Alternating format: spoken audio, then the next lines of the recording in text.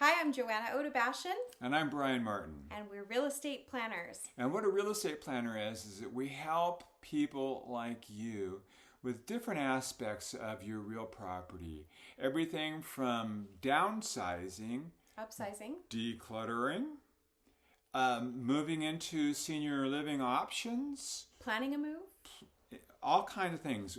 Yes, planning a move is really important. Getting your Yeah. home ready for the market is really important, and you need some good advice for that as well. Okay, so today it's more like story time. Okay, I'm ready for that. So I was reading an commentary on Reddit about the stupidest mistake ever made in real estate. Mm-hmm. I didn't say it. It was in the comments. Okay. But it has a catchy title. It does have a catchy title. So, seller puts the home on the market with a real estate agent. Gets an offer. Buyer loves the house. Buyer sells their house, moves all of their stuff into storage. All of the inspections are done. Everything's agreed upon. Buyer wires the funds and is at the signing table when the title officer notices that the seller doesn't have the authority to sell the house. How did that happen? Well, the seller had been married Yes. for many, many years. She and her deceased husband purchased the house. However, when they took title, they did not take title as joint tenants or tenants in common or with any right of survivorship. Oh. Only the husband was on title. Oh. So she didn't have, even though they were married, she didn't have the. Even though they were married. And so that means then that they had to go through probate? They did. So the whole transaction was halted. What happened to the buyer?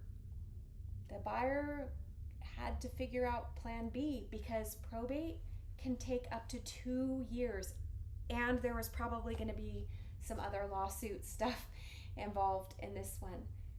But I mean, it's terrible. It's terrible. It is. It's truly stupid. I was thinking about this, and I was reading all of the comments. You should have read what the real estate agent said. Well, I can tell you what someone said because it's what we do all the time. When we go on a listing appointment, one of the first things that we do is we look to see who's on title. When we write an offer for a buyer, one of the first things that we do is look to see who's on title so that we can write the correct names of the seller and the buyer on the contract. Right. Before we even list a home, we've already found out who's actually on title and how the title is taken. Well, and we probably go a step further when we're representing the seller because we actually pre-order a preliminary title report when we're in negotiations so that we can read through it and make sure there aren't title issues, there aren't liens, there aren't things that we have to Joanna, have cleaned up. We do that right when we take the listing. We order the preliminary title. I know, so you can see why I am floored, and I'm in agreement that was the stupidest mistake ever made. Yeah, it is. And you said that was a blended family, or was it? I don't know if it was a blended family or not. Well, that's another situation that comes up a lot, and that could be a problem.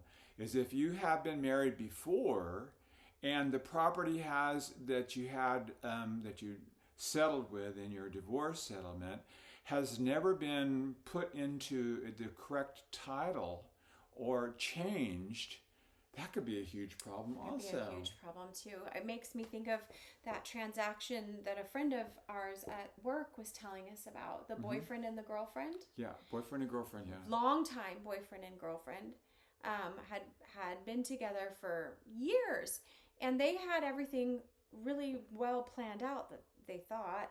They had a will that described which of his kids got what, which of her kids got what she would end up with, what he, the boyfriend, could end up with if she went. It was very detailed, right down to like the bank accounts, the Roth, the everything.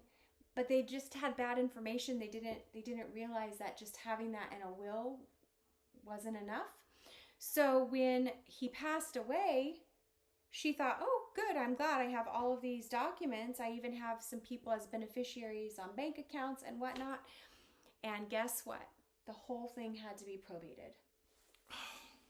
And because the bank account was in an estate, that was what the girlfriend, was supposed to get. The kids were supposed to get the real estate and other assets. She completely lost out on $175,000.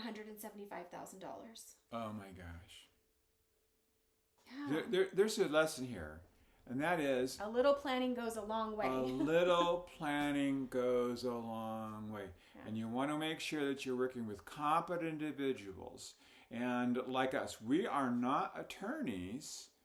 And so we're going to refer you to competent California real estate attorneys who are going to help you solve those problems. Yeah. And it's going to save you a tremendous amount of grief and money also. Yeah, I second, third, fourth, and fifth that. Yeah. These situations, both of them, are different from title fraud and from scams that are going on out there. Mm-hmm. These two situations that I described were honest, uninformed mistakes. They just didn't have the resources or the answers they needed. So we hope to protect those of you who are watching against that.